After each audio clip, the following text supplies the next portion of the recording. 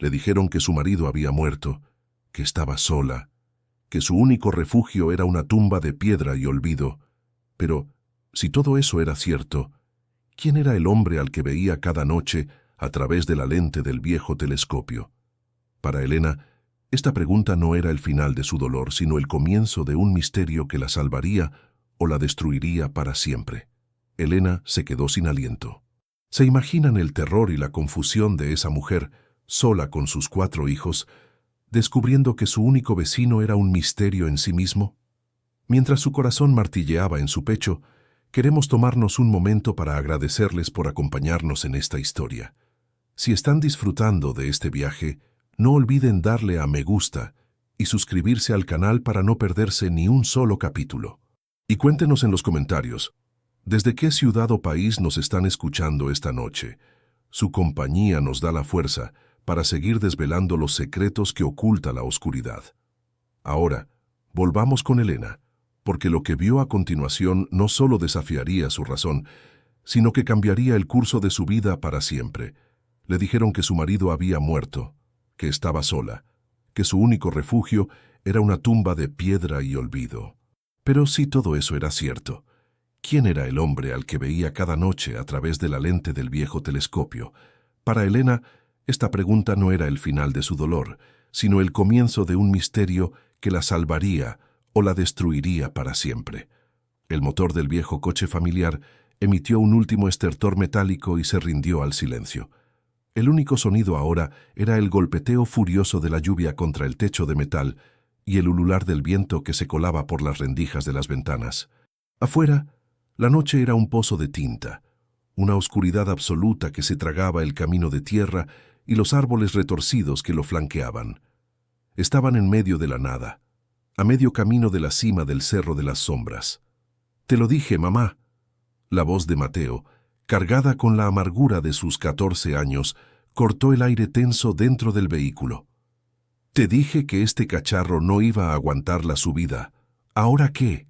Elena cerró los ojos por un instante, buscando una reserva de paciencia que sentía agotada desde hacía meses. «Ya casi llegamos, Mateo». «Es solo un poco más arriba», respondió, su voz un hilo de calma que luchaba por no romperse.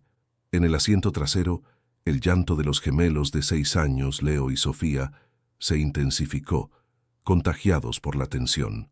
«Tengo miedo, mami», sollozó Sofía, aferrándose al brazo de su hermano. Luna, la hija de 10 años, permanecía en silencio, como siempre, su rostro pegado a la ventanilla empañada, mirando la oscuridad como si esperara encontrar en ella una de las constelaciones que su padre le había enseñado. Era la que más se parecía a él. No había opción, no había a quién llamar, no había a dónde volver. «Vamos a salir», anunció Elena, girándose para infundirles un valor que ella misma no sentía. «Cojan sus mochilas, caminaremos el resto del camino. Ya debe estar cerca». La salida del coche fue un bautismo de miseria. El viento helado los abofeteó, empapándolos en segundos. El camino era un río de lodo resbaladizo. Elena cargaba a Sofía, cuyo pequeño cuerpo temblaba contra el suyo, mientras sujetaba con fuerza la mano de Leo. Mateo, a regañadientes, agarró 2 maletas pesadas refunfuñando por lo bajo. Luna, con su pequeña mochila a la espalda, avanzaba con una determinación silenciosa, protegiendo bajo su abrigo un viejo libro de mapas estelares, el último regalo de su padre. Y entonces, en la cima de una loma recortada por el fugaz relámpago, lo vieron. El observatorio del silencio. No era un refugio, era una aparición. Un esqueleto de piedra y metal coronado por una cúpula oxidada, como el ojo ciego de un cíclope gigante que vigilaba el valle. Era más grande y más decrépito de lo que las viejas fotos habían mostrado. Era su nuevo hogar, su única herencia, su prisión. ¿Cómo había llegado a esto? ¿Cómo había pasado de tener una vida, un amor, un futuro, a ser una viuda desterrada con 4 hijos, buscando refugio en una ruina en la cima de una montaña olvidada? La respuesta, como todo en su vida reciente, dolía como una herida abierta. Hace apenas 6 meses Javier aún vivía. Su risa llenaba la pequeña casa que alquilaban en la ciudad. Él, un astrónomo aficionado con el alma de un poeta, trabajaba de día como profesor de física y de noche se perdía en la inmensidad del cosmos. Su sueño siempre fue aquel observatorio, una propiedad olvidada de su familia, los de la Vega, una estirpe de terratenientes ricos y de corazón de hielo que siempre habían despreciado a Elena por no ser de su clase. Pero Javier amaba ese lugar. Un día, Elena, le decía con los ojos brillantes, lo restauraremos, será nuestro palacio de las estrellas. Les enseñaremos a nuestros hijos las galaxias. Ese día nunca llegó. La noticia cayó como un rayo, un trágico accidente de alpinismo en el mismo Cerro de las Sombras, un resbalón, una caída fatal, así de simple, así de brutal. El funeral fue una tortura. La familia de la Vega no ocultó su desprecio. Su suegra, con ojos fríos, le susurró que ella y sus 4 cargas habían sido la distracción que le costó la vida a su hijo. La despojaron de todo, la pensión, la casa, la dignidad. Cuando Elena estaba en su punto más bajo, sin un céntimo y con el aviso de desalojo en la mano, llegó el abogado de la familia. Le entregó una sola llave, vieja y oxidada. «La familia de la Vega», dijo el hombre con una sonrisa condescendiente. «En un acto de generosidad, le cede la única propiedad personal del señor Javier. El viejo observatorio. Sabemos que no es mucho, pero es más de lo que podría esperar». No era generosidad. Era su última humillación. Un exilio disfrazado de caridad. La estaban enviando a pudrirse en una reliquia inútil, lejos de todo y de todos, convencidos de que fracasaría. Y Elena, por el bien de sus 4 hijos, había aceptado su destino. La llave giró en la cerradura con un quejido de metal oxidado. La puerta se abrió hacia un vasto espacio circular. El aire en el interior era gélido y olía a polvo, a piedra húmeda y a tiempo detenido. La luz de la linterna de Elena recorrió las paredes, revelando estanterías llenas de libros carcomidos por la humedad, mapas celestes amarillentos y extraños instrumentos de latón cubiertos por una gruesa capa de abandono. Y en el centro, dominándolo todo, se alzaba él, el gran telescopio. Era una bestia magnífica y anacrónica, un gigante de hierro y bronce apuntando como un cañón hacia una claraboya en la cúpula. Era el sueño de Javier, y ahora parecía un monumento a todo lo que habían perdido. Esa primera noche fue la más larga de la vida de Elena. Improvisaron camas en el suelo con las pocas mantas que tenían. Los gemelos, agotados, se durmieron enseguida. Mateo se dio la vuelta, dándole la espalda. Un muro de resentimiento adolescente. Solo Luna permaneció despierta un rato, mirando la cúpula oscura como si esperara que las nubes se abrieran y le mostraran las estrellas. Cuando por fin el silencio se apoderó del lugar, Elena se levantó. No podía dormir. El dolor era un nudo en su garganta, la soledad, un peso insoportable sobre sus hombros. Caminó descalza sobre el suelo de piedra helado hasta el gran telescopio. Acarició su cuerpo de metal frío, un último gesto de conexión con el hombre que amaba. Se sentó en el taburete del observador, el mismo que él había usado tantas veces en sus visitas solitarias a la montaña.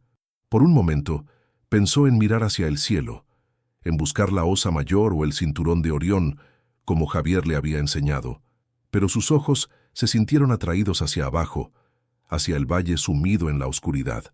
Era un océano negro, infinito y desolador.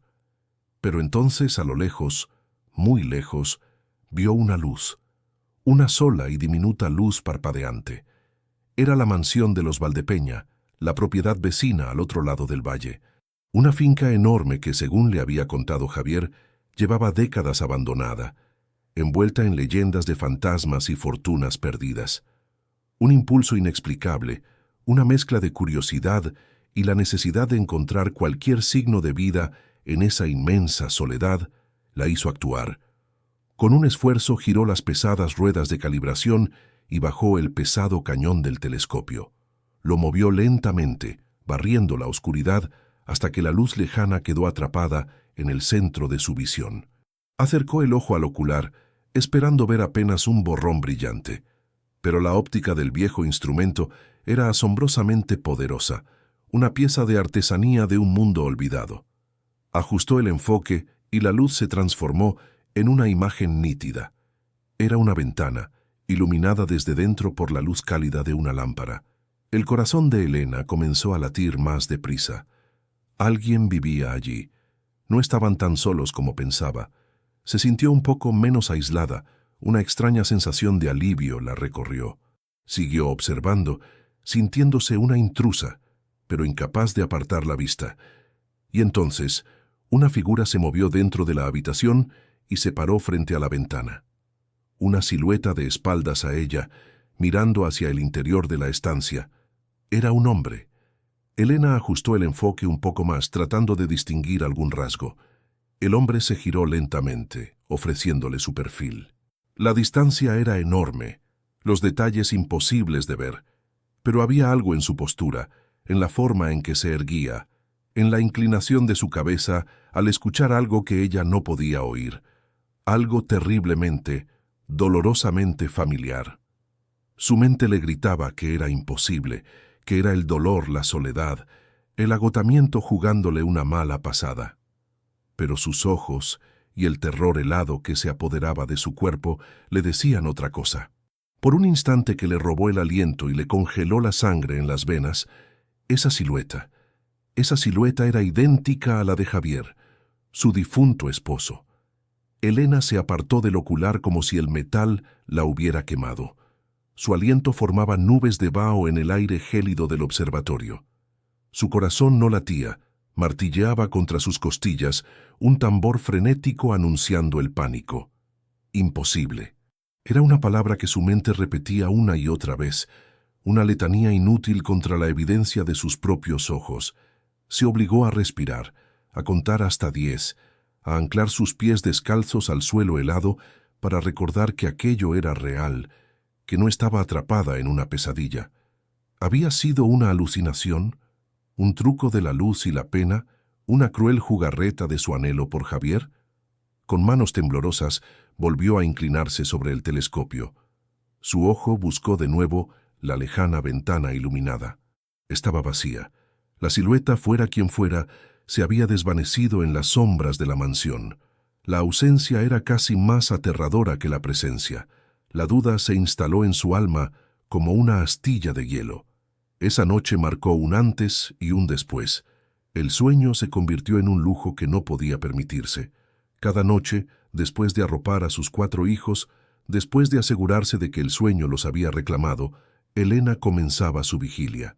El gran telescopio dejó de ser un recuerdo doloroso para convertirse en su herramienta, su única conexión con un misterio que la consumía.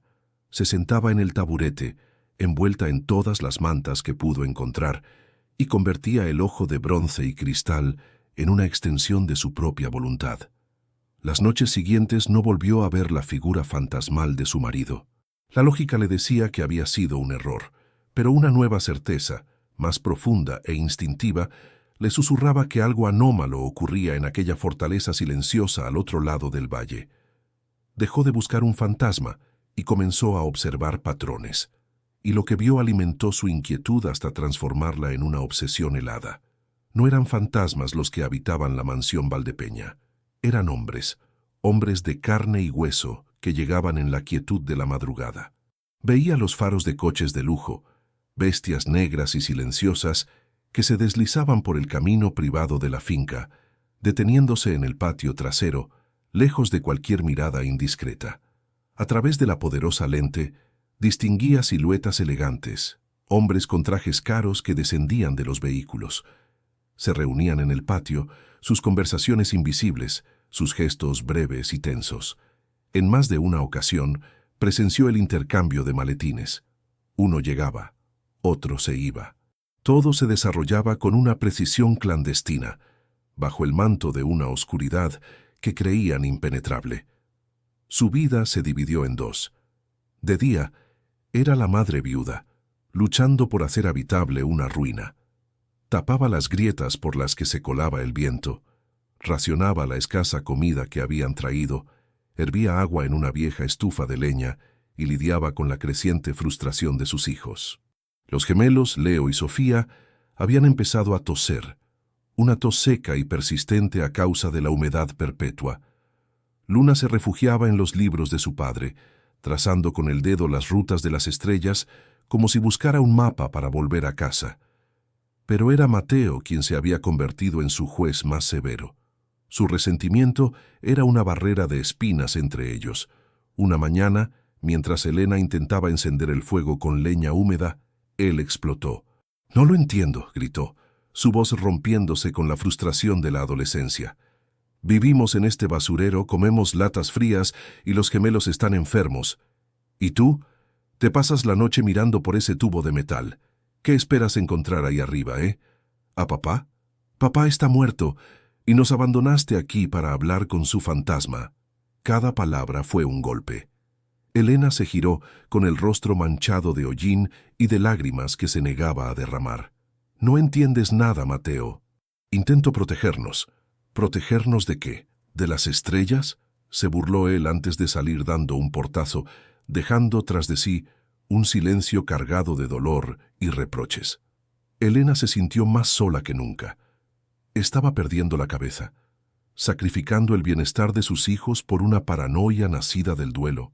La duda la carcomía. Necesitaba una prueba, algo que le confirmara que no estaba imaginando el peligro que sentía crecer a su alrededor. La respuesta llegó de la mano más inesperada.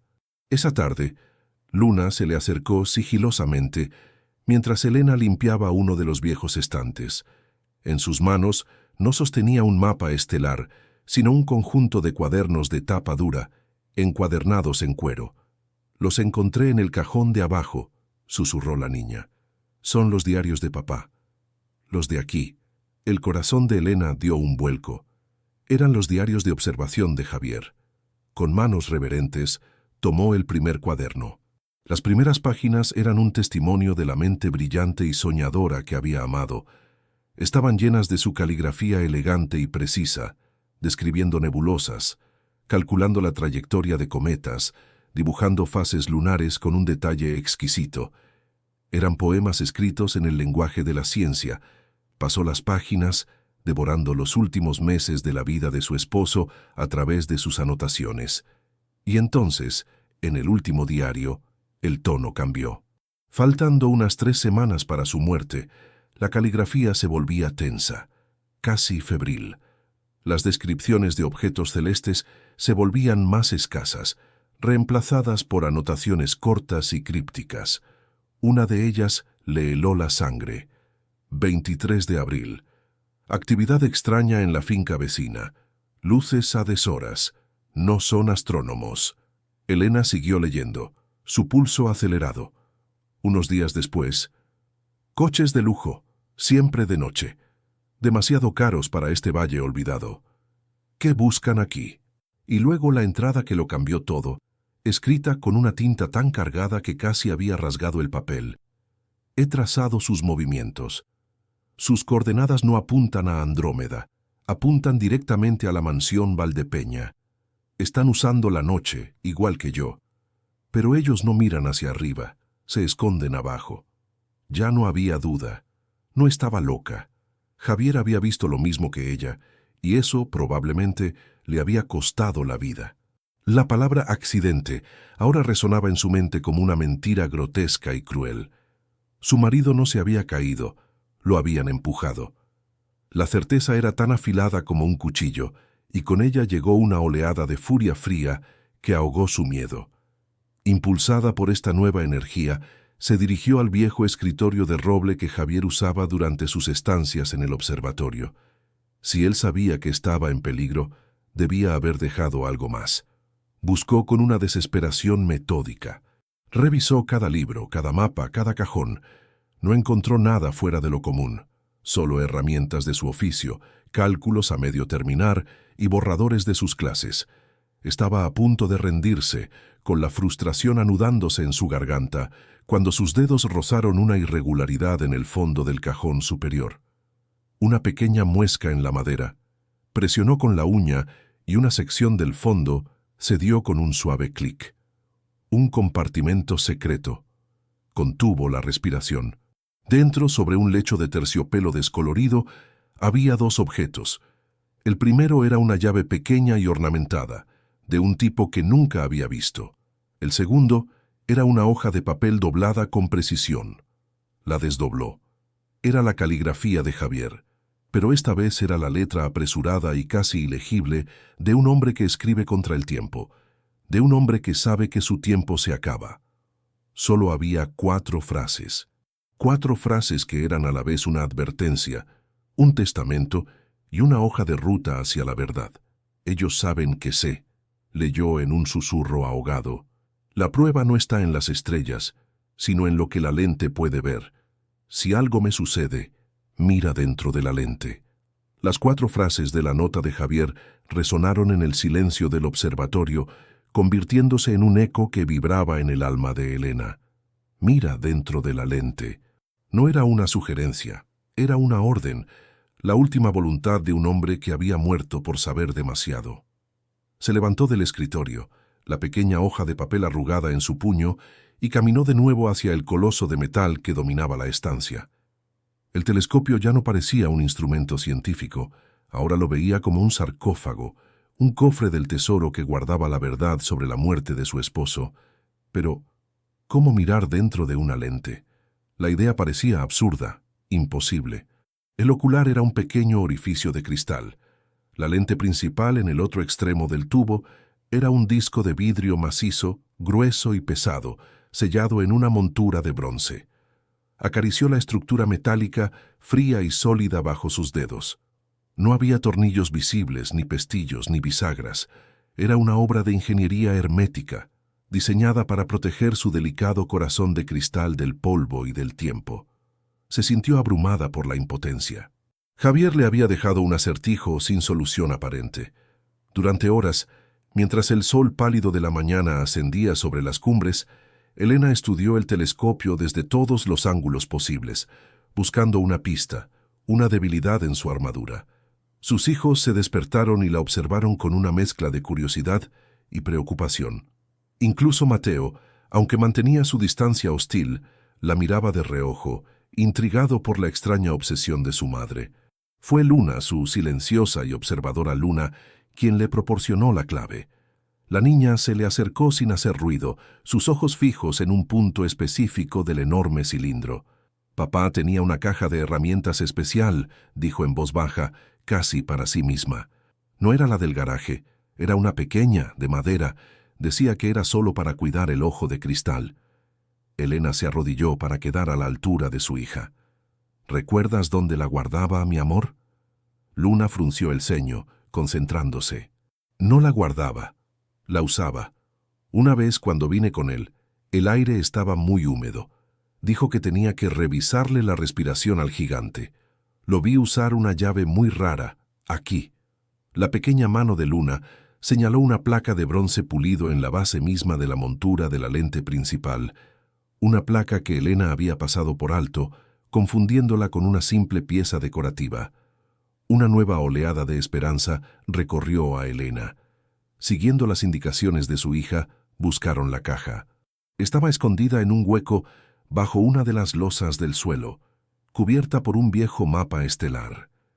Era una caja de caoba, y dentro, sobre un forro de fieltro rojo, descansaba un conjunto de herramientas de precisión, destornilladores diminutos, pinzas delicadas y una serie de llaves de formas extrañas, más parecidas a instrumentos de un relojero que a los de un astrónomo.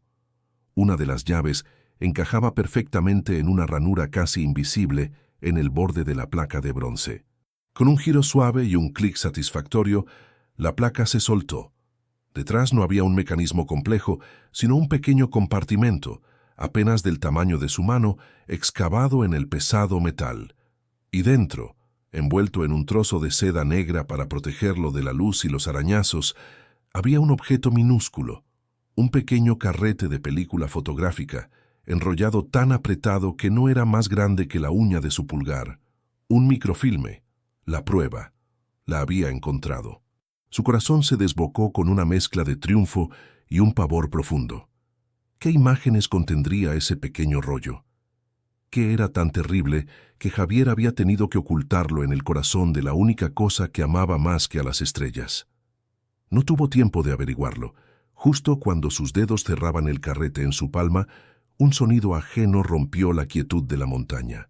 El rumor lejano pero inconfundible de un motor de coche, ascendiendo por el sinuoso camino de tierra que llevaba al observatorio. El pánico la atenazó. Nadie sabía que estaban allí, excepto la familia de la Vega. Una visita no podía significar nada bueno. Actuó por puro instinto. Metió el microfilme en el bolsillo de sus vaqueros, cerró el compartimento secreto con un rápido giro de la llave y colocó la losa del suelo en su sitio, todo en un movimiento fluido y desesperado. Mateo Luna siseó, su voz tensa como la cuerda de un violín. Lleven a los gemelos a la habitación de atrás, ahora. Y no hagan ni un solo ruido. Jueguen a las estatuas. ¿Entendido? Los niños, al ver la expresión de su madre, obedecieron sin rechistar por primera vez en días. El coche se detuvo justo delante del observatorio. Se escuchó el portazo de una puerta y luego unos golpes secos y autoritarios en la entrada principal. Elena respiró hondo. Compuso su rostro en una máscara de fatiga y confusión y fue a abrir. En el umbral se encontraba un hombre de mediana edad, vestido con un traje impecable que contrastaba ridículamente con el entorno salvaje. Su sonrisa era pulcra, pero no llegaba a sus ojos, que eran dos esquirlas de hielo escrutándolo todo.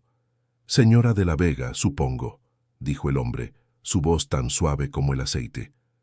«Mi nombre es Morales, soy el administrador de las propiedades de la familia. Don Ricardo me ha enviado para asegurarme de que la viuda y los...» Hizo una pausa casi imperceptible. 4 huérfanos. No necesitarán nada. El énfasis en el número de sus hijos fue una amenaza velada. «Estamos bien, gracias», respondió Elena, bloqueando parcialmente la entrada con su cuerpo. «No necesitábamos que se molestara».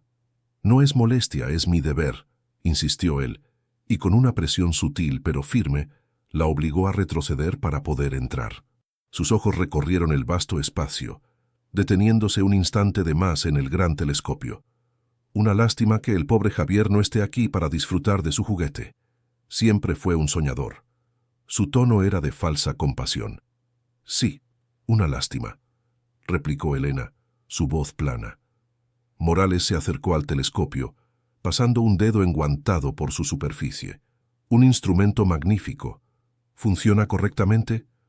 Don Ricardo tenía curiosidad por saber si una pieza tan valiosa seguía operativa. La pregunta era una sonda, lanzada para medir la profundidad de su conocimiento. La vida de sus hijos dependía de su respuesta. «No, no funciona», mintió Elena, encogiéndose de hombros con estudiada indiferencia. «Está estropeado. Las lentes están desalineadas o algo así. No entiendo de estas cosas. Para mí es solo un trasto viejo y pesado, un recuerdo doloroso, nada más». Los ojos de Morales se entrecerraron una fracción de segundo, buscando cualquier signo de engaño. Elena mantuvo su mirada, proyectando la imagen de una mujer ignorante y superada por las circunstancias. Él pareció aceptarlo. «Ya veo. Qué pena», dijo, volviendo a sonreír. «Bueno, solo quería presentarme y ver si necesitaban provisiones. La montaña es un lugar muy solitario, a veces incluso peligroso, especialmente para los niños». La última frase fue pronunciada con una claridad escalofriante. «Nos las arreglaremos», dijo Elena con firmeza. «Estoy seguro de ello», asintió Morales. Se dirigió hacia la puerta y se detuvo en el umbral. «Volveremos en unos días para traerles algunas cosas. No se preocupen por nada». Y con eso se marchó. Elena esperó, sin moverse, escuchando el sonido del motor del coche al arrancar y alejarse, descendiendo por la montaña. Solo cuando el silencio volvió a reinar, cerró la puerta y se apoyó contra ella, temblando de forma incontrolable. No había sido una visita de cortesía, había sido un reconocimiento, una advertencia. El microfilme en su bolsillo parecía quemarle la piel.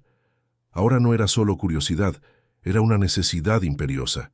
Tenía que saber qué contenía. Recordó haber visto un viejo proyector de diapositivas en un baúl junto a unas cajas con fotos familiares. Rebuscó frenéticamente hasta que lo encontró. Era un modelo antiguo, pero parecía funcionar. Esperó a que la noche cayera de nuevo, una oscuridad que ahora no le parecía solitaria, sino llena de ojos invisibles que la observaban. Una vez que los niños estuvieron profundamente dormidos, llevó el proyector al centro de la sala. Extendió una sábana blanca sobre una de las paredes polvorientas. Sus manos temblaban tanto que apenas pudo enhebrar la delicada tira de película en el aparato. Apagó la única lámpara de aceite. La oscuridad era total. Encendió el proyector. Un haz de luz cortó las tinieblas y una imagen cuadrada y borrosa apareció en la sábana. Con el corazón en la garganta, ajustó el enfoque. La primera imagen era nítida. Una fotografía de alta calidad, tomada desde una gran distancia, sin duda con el telescopio. Mostraba a un grupo de hombres en el patio de la mansión Valdepeña. En el centro, dando órdenes, estaba la figura inconfundible de don Ricardo de la Vega, su tío político. Hizo clic. La siguiente imagen mostraba un intercambio de maletines entre los hombres de Ricardo y unos desconocidos de aspecto peligroso. Hizo clic de nuevo. La siguiente era de un camión sin matrícula, siendo descargado de noche bajo la supervisión de uno de los secuaces de Ricardo. Sentía un frío glacial recorrer su espalda. Javier lo había documentado todo. Estaba exponiendo las operaciones criminales de su propia familia. Y entonces hizo clic por última vez. La imagen final la hizo ahogar un grito. No era de la mansión. Era una toma increíblemente detallada, un primer plano brutal. Mostraba a dos hombres en la ladera de una montaña. Reconoció sus rostros de las fotos anteriores. Eran los hombres de confianza de Ricardo, y lo que estaban haciendo le robó el aire de los pulmones. Con una navaja y unos alicates estaban saboteando meticulosamente un juego de cuerdas de escalada y mosquetones. El equipo de alpinismo de Javier era la prueba irrefutable, la sentencia de muerte firmada, el asesinato de su marido capturado en una imagen silenciosa y eterna. En el preciso instante en que esta revelación la golpeó con la fuerza de un impacto físico, un sonido desgarró la noche. El rugido de un motor, subiendo de nuevo por la carretera de la montaña. Pero esta vez no era el avance lento y cauteloso de antes.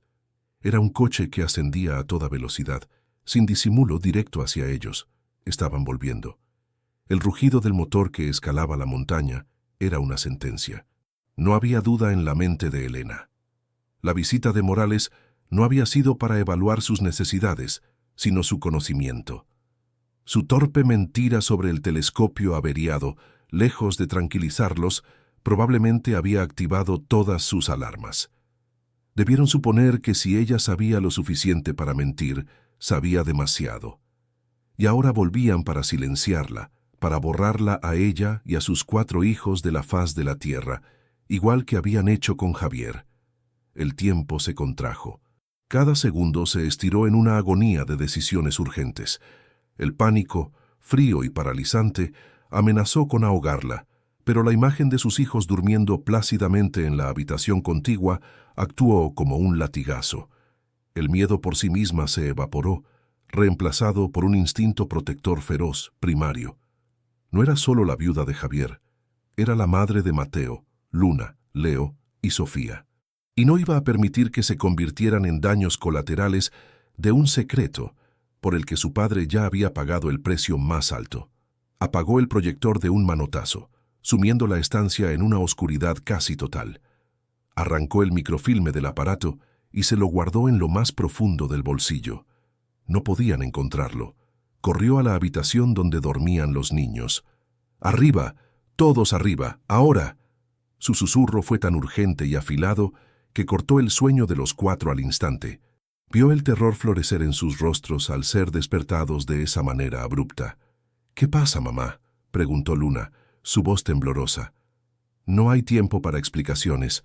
Vamos a jugar a un juego, el juego del silencio», dijo Elena, su voz sorprendentemente firme. «Tenemos que salir de aquí sin que nadie nos oiga. No podemos llevar nada, solo lo puesto. ¿Entendido?». Leo y Sofía empezaron a llorar, asustados. Elena los tomó en brazos, uno a cada lado, acunando sus rostros contra su cuello para ahogar los sollozos. «Shh, mis valientes. Mamá está aquí. Pero tienen que ser los niños más sigilosos del mundo, solo por un ratito». Fue Mateo, su hijo resentido y rebelde, quien comprendió la gravedad de la situación sin necesidad de más palabras. El sonido del coche, ahora mucho más cercano, había borrado de su rostro cualquier rastro de desafío adolescente, reemplazándolo con una palidez de puro miedo. Asintió con los ojos muy abiertos y tomó la mano de Luna. No podían usar la puerta principal. Era una trampa mortal. Elena recordó una pequeña ventana en la parte trasera del observatorio, en lo que había sido un almacén. Estaba alta y cubierta de mugre, pero daba a la ladera más escarpada de la montaña, un terreno de rocas y maleza que nadie esperaría que una mujer con 4 niños intentara cruzar en plena noche. El coche se detuvo frente al edificio. Se oyeron las puertas al abrirse. Voces masculinas bajas y duras. Elena empujó a Mateo y a Luna hacia el almacén mientras ella cargaba a los gemelos. La ventana estaba atascada por el óxido. Por un instante de desesperación, pensó que estaban atrapados. Mateo, viendo su lucha, se unió a ella. Juntos, madre e hijo, empujaron con todas sus fuerzas, el sudor y el pánico dándoles una energía que no sabían que poseían. Con un chirrido agónico, la ventana cedió. Justo en ese momento, un golpe violento hizo temblar la puerta principal, seguido del sonido inconfundible de la madera astillándose. Estaban entrando. «Mateo, tú primero», ordenó Elena. «Deslízate y espera abajo. Yo te pasaré a los niños». Sin dudarlo, Mateo se escurrió por la estrecha abertura y cayó en la oscuridad. Elena pasó primero a Sofía, luego a Leo, sus pequeños cuerpos temblando incontrolablemente. Luego Luna. Finalmente, mientras oía los pasos pesados de los hombres retumbando dentro del observatorio, Elena se deslizó por la ventana, rasgándose la ropa y la piel en el marco oxidado, y cayó al suelo embarrado. Comenzó el descenso. Fue una pesadilla de barro, piedras afiladas y ramas que les arañaban el rostro. Cada crujido de una rama bajo sus pies sonaba como un disparo. Elena llevaba a Sofía a cuestas y sujetaba la mano de Leo. Mateo, asumiendo un papel que la adversidad le había impuesto, guiaba a Luna, ayudándola a sortear los obstáculos. No había luna, solo la luz difusa de las estrellas entre las nubes. Una guía insuficiente en un terreno traicionero. No se atrevieron a seguir la carretera. En su lugar se abrieron paso a través del bosque, bajando por la ladera en una línea tan directa y peligrosa como se atrevieron. Cada sombra parecía un enemigo acechando. El frío se les calaba hasta los huesos. Los gemelos ya no lloraban. El miedo los había enmudecido, y solo se oía el sonido de sus pequeños dientes castañeteando. No supo cuántas horas caminaron, tropezaron y cayeron. Cuando finalmente llegaron al pie de la montaña y alcanzaron la carretera principal que llevaba al pueblo más cercano, el primer resplandor del amanecer teñía el horizonte de un gris enfermizo. Estaban exhaustos, cubiertos de lodo y arañazos, pero estaban vivos. Habían escapado. Ahora comenzaba la segunda parte de su huida. Necesitaban ayuda, y en su mente solo había un nombre, extraído de los diarios de Javier: Santiago, el periodista. Javier había escrito sobre él con admiración y tristeza. «Santiago es un buen hombre», decía una de las anotaciones. Intentó exponer a mi tío hace años. Le costó su carrera, su reputación, todo. Lo destrozaron, pero es el único en este valle con el valor de mirar a los de la Vega a los ojos. Llegaron al pueblo como espectros al amanecer.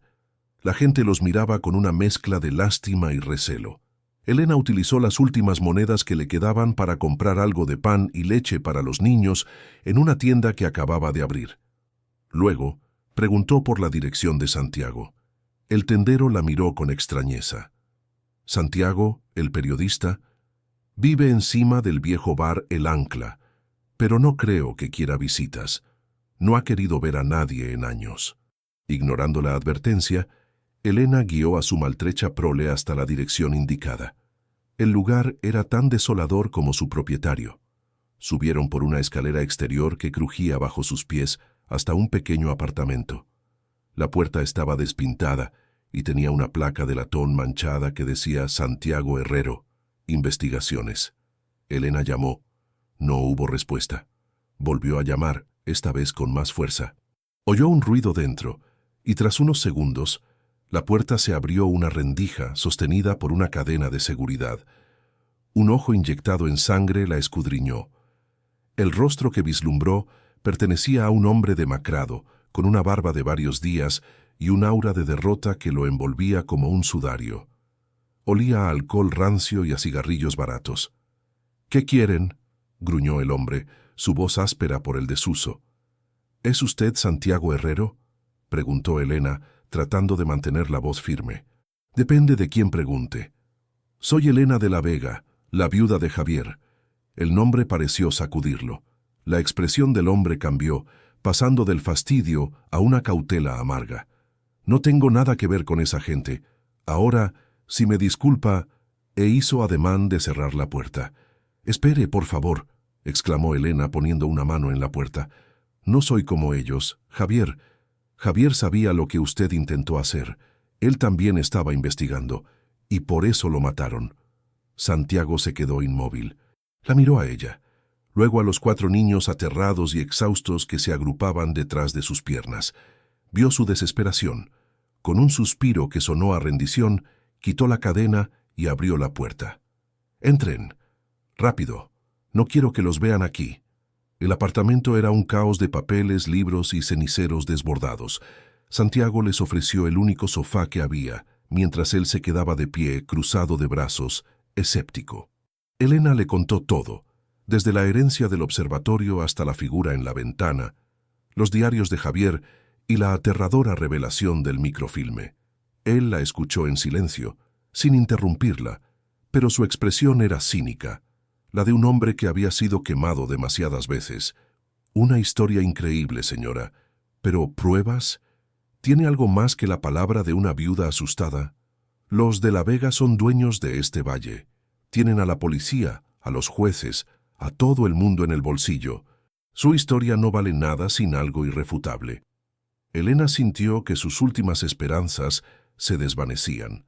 Había arriesgado todo para llegar hasta él, y la estaba rechazando. En un acto de pura desesperación, recordó el viejo proyector que había visto en una de las tiendas de segunda mano del pueblo. «Espéreme aquí», dijo. Salió corriendo, dejando a sus hijos bajo la mirada atónita de Santiago. Usó el poco dinero que le quedaba para comprar el proyector más barato que encontró, y regresó al apartamento, sin aliento. Cerró las cortinas, creando una penumbra en la caótica sala. Apuntó el proyector a la pared más despejada, que estaba cubierta de recortes de periódico amarillentos, todos sobre los escándalos de los de la Vega, que él nunca pudo probar. Con manos temblorosas, colocó el microfilme. Y entonces proyectó la última imagen, la foto de los 2 hombres, los esbirros de Ricardo, saboteando el equipo de escalada de Javier. Santiago se acercó a la pared, sus ojos fijos en la imagen. Se quedó en silencio durante un largo minuto. La luz del proyector iluminaba su rostro, revelando las cicatrices de una batalla perdida hacía mucho tiempo. Cuando finalmente habló, su voz ya no era la de un hombre derrotado, era un susurro bajo, cargado de una furia que había estado latente durante años, esperando el momento de despertar. «Esa familia», dijo casi para sí mismo, «no van a escapar esta vez». Se giró hacia Elena y por primera vez ella vio en sus ojos la llama del periodista que una vez fue un fuego que creía extinguido. «Voy a ayudarla, pero esto no es suficiente para condenar a Ricardo por asesinato. Es una prueba circunstancial. Necesitamos algo que conecte directamente sus órdenes con la muerte de su marido. Necesitamos el diario original, el diario donde Javier describe su investigación. Todavía está allí arriba». La pregunta de Santiago quedó suspendida en el aire viciado del apartamento, cargada con el peso de una posibilidad aterradora. ¿Todavía está allí arriba? Elena se estremeció al pensar en el observatorio, ya no como su refugio, sino como la guarida del enemigo. El diario de Javier, el cuaderno de cuero que contenía la crónica de sus últimos y peligrosos descubrimientos, había quedado atrás en su huida desesperada. Estaba sobre el escritorio de roble, una pieza clave abandonada en el corazón del territorio enemigo. Sí, respondió ella, su voz apenas un soplo. Lo dejé allí. No tuve tiempo. Santiago asintió lentamente, sus ojos encendidos con una intensidad febril. La imagen proyectada en la pared era el fósforo, pero el diario era el combustible que necesitaban para encender un infierno que consumiera a los de la Vega de una vez por todas. Entonces tenemos que recuperarlo, declaró, no como una sugerencia, sino como un hecho ineludible. Pero no podemos simplemente entrar. Ya deben estar vigilando el lugar, esperando su regreso. Sería un suicidio. Durante las siguientes horas, el caótico apartamento de Santiago se transformó en un improvisado cuartel general. Por primera vez en años, el periodista derrotado dio paso al estratega meticuloso que había sido antes de que los de la Vega lo destruyeran. Mientras Elena cuidaba de sus hijos, dándoles el poco consuelo que podía ofrecer en medio de la tormenta, Santiago desempolvó viejos contactos, realizó llamadas crípticas a números memorizados y removió las brasas de alianzas que creía extinguidas. Descubrió que no todos los estamentos de la ley estaban corrompidos por el dinero de la familia. Existía una pequeña unidad de delitos federales en la capital provincial, liderada por una comandante llamada Isabel Aguirre, una mujer con fama de ser incorruptible y tenaz. Aguirre había intentado investigar a los de la Vega en el pasado, pero siempre se había topado con un muro de silencio y pruebas que se desvanecían misteriosamente. Santiago consiguió una reunión, llevó el microfilme. En una sala segura, lejos de oídos indiscretos, proyectó las imágenes para la comandante Aguirre. Ella observó cada fotografía en un silencio pétreo, su rostro impasible. Cuando la última imagen, la del sabotaje, apareció en la pantalla, un brillo de acero se encendió en su mirada. «Esto es potente, Herrero», admitió Aguirre, su voz grave. «Prueba la conspiración, el crimen organizado, pero para conectar a don Ricardo directamente con el asesinato de su sobrino necesitamos más. Su confesión sería ideal, la declaración de un testigo creíble o el diario del que me habló». Y así entre los tres, Elena, Santiago y la comandante Aguirre, tejieron el plan. Era una estrategia arriesgada, una apuesta de todo o nada que dependía de dos factores, la arrogancia de Ricardo de la Vega y el valor de Elena. La carnada sería el diario, y el anzuelo sería la propia Elena. El plan era tan simple como peligroso. Elena debía regresar, pero no a escondidas. Debía llamar a la mansión de la Vega, directamente a su suegra, la matriarca de la familia. Debía fingir ser una mujer rota, aterrorizada y dispuesta a negociar. Le diría que había encontrado unas anotaciones perturbadoras de Javier, un diario que detallaba cosas que ella no entendía, pero que parecían peligrosas. Le ofrecería vender ese diario y su silencio, a cambio de una suma de dinero lo suficientemente grande como para desaparecer con sus 4 hijos y no volver jamás. El intercambio, insistiría Elena, debía ser en el observatorio. Era el único lugar donde se sentía segura, en el territorio de su difunto esposo. Sería un encuentro cara a cara, solo con don Ricardo, para garantizar la discreción. Era una apelación directa a la soberbia del patriarca, a su necesidad de controlar cada situación y de mirar a los ojos a aquellos a quienes estaba a punto de aplastar. Mientras tanto, el equipo de Aguirre estaría posicionado en el perímetro de la montaña, esperando la señal para actuar. Santiago se quedaría en un lugar seguro con los niños. La sola idea de volver a esa montaña, de caminar voluntariamente hacia la boca del lobo, le provocaba náuseas a Elena. La noche antes de ejecutar el plan, apenas pudo dormir. Abrazó a sus hijos con una intensidad desesperada, memorizando el olor de su cabello, el tacto de su piel. El adiós a la mañana siguiente fue el momento más difícil de su vida. «Mamá, no vayas», suplicó Luna, aferrándose a su pierna con una fuerza sorprendente. «Tengo un mal presentimiento». Elena se agachó, tomó el rostro de su hija entre sus manos y la miró a los ojos. Tengo que hacerlo, mi estrella. Es la única forma de asegurarnos de que nunca más tengamos que huir. Voy a terminar lo que papá empezó. Te prometo que volveré. Besó a cada uno de sus hijos, dejando la despedida más dura para el final. Mateo se paró frente a ella, su rostro una máscara de emociones encontradas. El miedo, la ira y una incipiente admiración luchaban en su interior. «Ten cuidado», murmuró sin atreverse a mirarla a los ojos. Fue la primera vez en meses que sus palabras no contenían un reproche. Elena lo abrazó con fuerza. «Lo tendré», le prometió. Dejó a sus 4 tesoros bajo la custodia de Santiago, un hombre que, en apenas un día, había pasado de ser un extraño cínico a su único aliado. Él le entregó un dispositivo minúsculo, un micrófono de alta sensibilidad camuflado como un botón en su blusa. Aguirre y yo escucharemos cada palabra. A la primera señal de peligro real entrarán. No estarás sola. El viaje de regreso al Cerro de las Sombras fue surrealista. La comandante Aguirre la llevó en un coche sin insignias hasta el pie de la montaña. Desde allí, Elena tuvo que subir a pie para que la escena pareciera auténtica. Cada paso por el camino de tierra era un esfuerzo de voluntad. El aire, antes fresco y lleno de vida, ahora se sentía pesado, opresivo, cargado de la premonición del peligro. Cuando el observatorio apareció en la cima, su silueta recortada contra un cielo gris y plomizo, su corazón se detuvo por un instante. Se sentía como un cordero regresando voluntariamente al matadero. Siguiendo las instrucciones, se acercó a la puerta principal, que colgaba precariamente de una bisagra rota, testimonio de la violenta entrada de la noche anterior. Entró. El interior estaba devastado. Los hombres de Ricardo lo habían destrozado todo en su búsqueda. Libros arrancados de los estantes, mapas rasgados, muebles volcados. Era una profanación del santuario de Javier.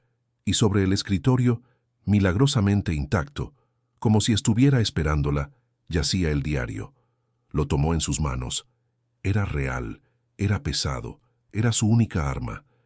Se sentó en una de las pocas sillas que quedaban en pie, colocó el diario sobre una mesa y esperó. La espera fue una tortura. El silencio del observatorio era ensordecedor, amplificando cada latido de su corazón, cada pensamiento aterrador que cruzaba su mente. ¿Y si el plan fallaba? ¿Y si los hombres de Aguirre llegaban demasiado tarde? ¿Qué sería de sus hijos? Justo cuando el sol comenzaba a descender, tiñendo el cielo de tonos anaranjados y sangrientos, oyó el sonido. Un único coche, subiendo la montaña con una lentitud deliberada, casi arrogante, se detuvo afuera. Unos segundos de silencio, y luego pasos firmes y seguros se acercaron a la entrada. La figura de don Ricardo de la Vega se recortó en el umbral. Iba solo, tal como ella había exigido. Vestía un abrigo caro y su cabello plateado estaba perfectamente peinado. Su rostro, surcado por las arrugas del poder y la crueldad, esbozaba una sonrisa que no llegaba a sus ojos fríos y calculadores. «Mi querida sobrina política», dijo, su voz resonando en el espacio saqueado. Su tono era una mezcla de condescendencia y diversión. «Debo admitir que tienes más agallas de las que te atribuía. Volver aquí, después de tu pequeña excursión nocturna. Muy audaz». Elena se obligó a no retroceder. «No tuve elección», respondió, su voz temblando ligeramente. «Tengo 4 hijos que alimentar».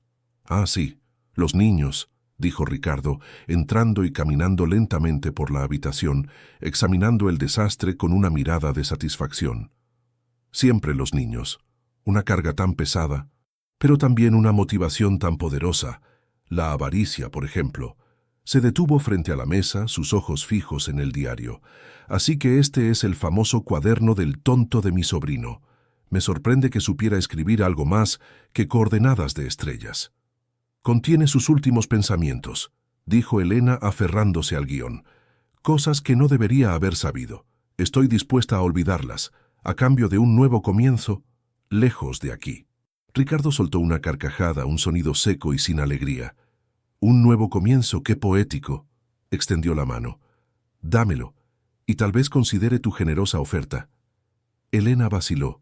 Ese era el momento. pero algo en su instinto le gritaba que la trampa aún no se había cerrado del todo. La arrogancia de Ricardo era un abismo y necesitaba que él saltara a él por completo. Justo cuando él iba a tomar el diario, dos figuras aparecieron silenciosamente en el umbral detrás de él, bloqueando la única salida. Eran los mismos hombres de la fotografía, los asesinos de su marido. El corazón de Elena se hundió. El plan había sido que viniera solo. Había caído en su contratrampa. Estaba encerrada. Don Ricardo retiró la mano y su sonrisa se ensanchó, revelando al depredador que había debajo. «Verás, Elena», dijo, su voz ahora un ronroneo peligroso. «Tienes razón. Este diario contiene cosas que Javier no debería haber sabido, y tú no deberías haberlo encontrado. Pero no te preocupes. Pronto te reunirás con él, y tu problema con los 4 niños también quedará resuelto permanentemente». El aire en el observatorio se tornó denso, casi irrespirable. La amenaza de don Ricardo no era una bravuconada, era una promesa, pronunciada con la fría certeza de un hombre acostumbrado a que su voluntad se convirtiera en realidad. Los 2 esbirros en la puerta eran 2 estatuas de brutalidad, sus presencias convirtiendo el vasto espacio en una jaula sin escapatoria. Por un instante helado, Elena sintió el peso de un fracaso absoluto. La trampa se había vuelto en su contra, y su valiente apuesta estaba a punto de costarle no solo su vida, sino el futuro de sus hijos. Pero entonces, algo inesperado ocurrió dentro de ella. El terror que había sido su compañero constante durante días no la paralizó. En su lugar, se transmutó en una claridad glacial, en una furia tan pura y afilada como un fragmento de obsidiana. Miró a los ojos de don Ricardo, y por primera vez, no vio al poderoso patriarca de la familia de la Vega, sino a un hombre hueco, un depredador cuya única fuerza residía en el miedo que inspiraba. Y ella, en ese momento, decidió dejar de tener miedo. «Así que fue usted», dijo Elena, su voz ya no temblaba. Era firme, acusadora, resonando con una autoridad que no sabía que poseía. «Usted lo mató.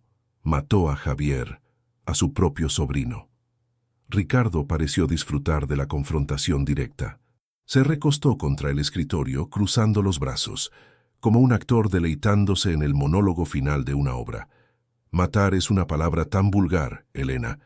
Yo simplemente eliminé un problema. Javier era un soñador, un idealista, que cometió el error fatal de desviar su mirada de las estrellas y apuntarla hacia mis asuntos. Se lo advertí, ¿sabes? Le dije que se concentrara en su familia, en sus 4 preciosas cargas. Le ofrecí financiarle este observatorio, convertirlo en un centro de investigación de verdad. Pero era testarudo, como su padre.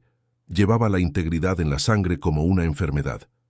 Cada palabra era una confesión, transmitida en tiempo real al micrófono oculto en su blusa. Elena lo sabía, Santiago lo sabía, la comandante Aguirre lo sabía. Solo necesitaba mantenerlo hablando, que se hundiera más y más en el fango de su propia arrogancia. ¿Y qué descubrió él que fuera tan terrible?, preguntó Elena, jugando su papel, la viuda ingenua que buscaba entender. ¿Qué hacían en la mansión Valdepeña? Ricardo sonrió con suficiencia. Negocios, querida.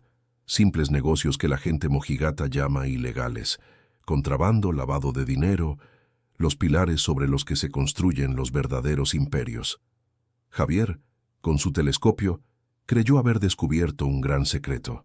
Sacó sus pequeñas fotografías, escribió sus notas en este estúpido diario. Pensó que podía ser un héroe. No entendió que en el mundo real los héroes no ganan.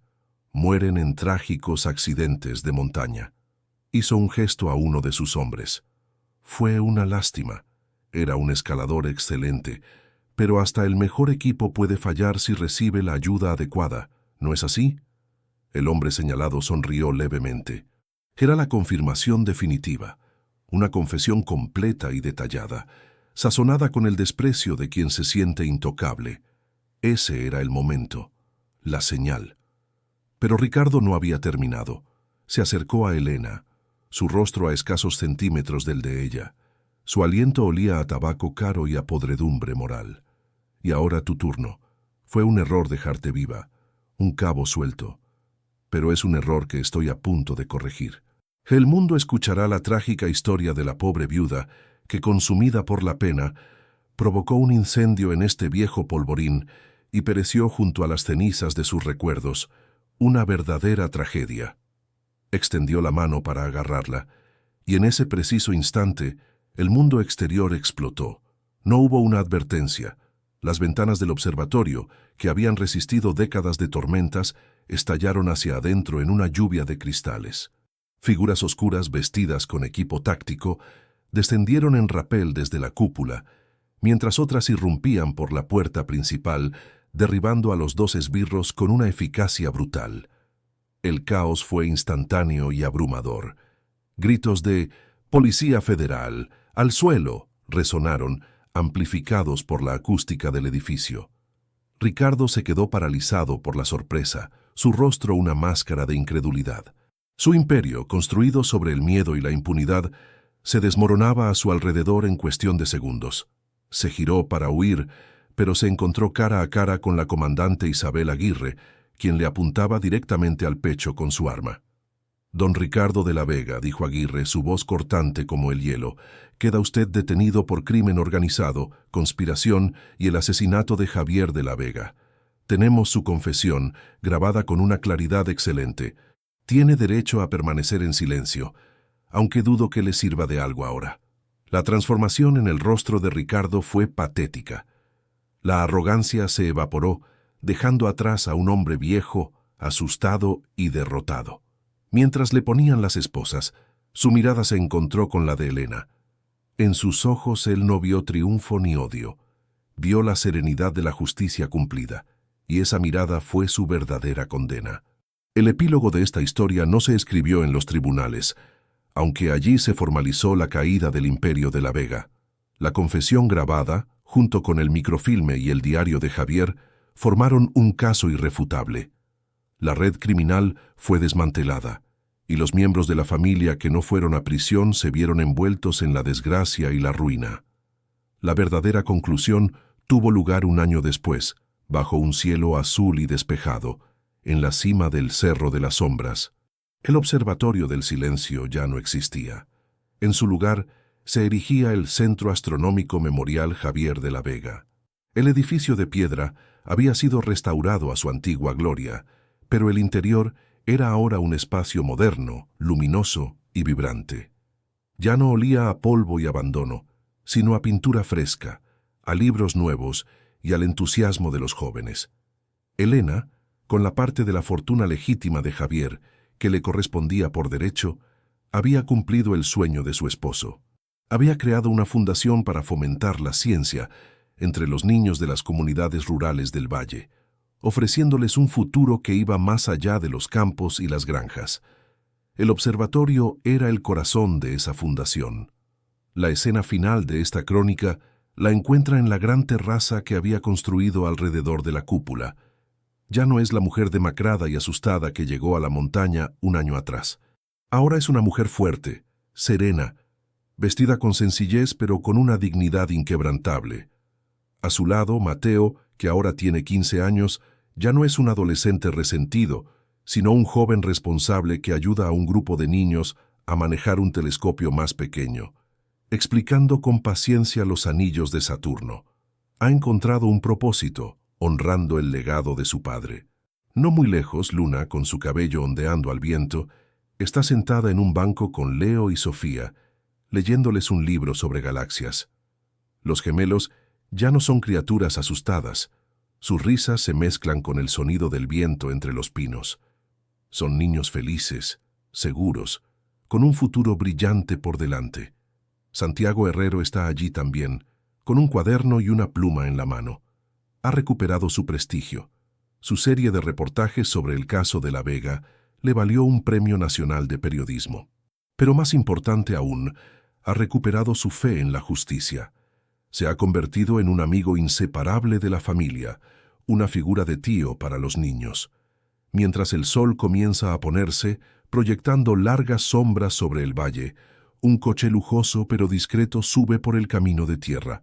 De él desciende la suegra de Elena, la antigua matriarca de los de la Vega, ahora una mujer avejentada y encorvada por el escándalo y la pérdida de su poder.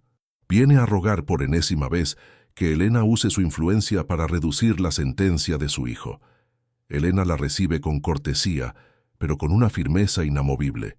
Desde la terraza, la anciana ve a sus nietos, sanos, felices y prósperos. Ve la obra que Helena ha construido sobre las ruinas de la maldad de su familia. Ve que la mujer a la que despreció y desterró no solo ha sobrevivido, sino que ha florecido, creando luz donde ellos solo sembraron oscuridad. Esta visión, la de la felicidad inalcanzable de su linaje, es su castigo poético, una condena más amarga que cualquier sentencia judicial. Tras la partida de la anciana, Helena se une a sus hijos junto al gran telescopio. Ha sido limpiado y recalibrado, su lente pulida hasta brillar. Esa noche no lo apuntan hacia el valle, hacia las sombras de las mansiones y los secretos de los hombres. Lo apuntan hacia arriba, hacia el infinito tapiz de estrellas que tanto amaba Javier. Helena mira por el ocular. Ve una nebulosa lejana, un vivero de estrellas ardiendo con una luz que tardó miles de años en llegar hasta ellos. Y en esa luz encuentra la paz. Ya no está sola. Tiene a sus 4 hijos, a sus amigos, y un propósito. Ha atravesado la noche más oscura y ha encontrado un nuevo amanecer. En la cima de la montaña, el observatorio, que una vez fue el símbolo de su desolación, brilla ahora como un faro. Un faro de esperanza, de justicia y de la inquebrantable fuerza de una madre, que se atrevió a mirar a través de la oscuridad y encontró la verdad en la luz.